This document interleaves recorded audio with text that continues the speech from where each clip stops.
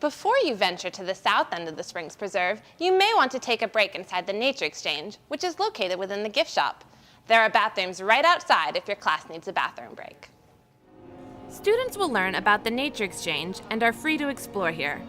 The Nature Exchange is part of an international program that allows young collectors to trade naturally found items such as shells, rock, bark, pine cones, and more. Earned points can be traded for other items. A Springs Preserve naturalist is happy to share lessons with your students on all of the unique items found within, but conducting a trade during a field trip is time-intensive and discouraged. There's no extra cost for the Nature Exchange stop during a field trip, but we do ask to be notified in advance if you plan to include it during your trip, so our naturalists can prepare. A quick stop on your walk towards the Botanical Garden is the Desert Living Center. Everything you students will see around the Springs Preserve is desert adapted, like this Palo Verde tree.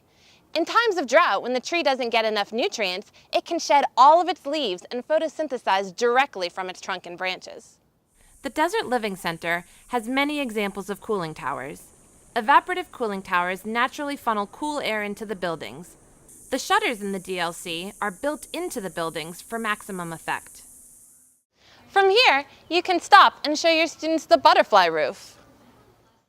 When it rains, water funnels through the butterfly wings, down the rain chain, and into a cistern so that water can be filtered, cleaned, and reused. The DLC is also a good example of yet another pit house-like structure. It was built into a hill for cooling effect. It's a great example of how we use a 2,000-year-old concept in our LEED-certified facilities.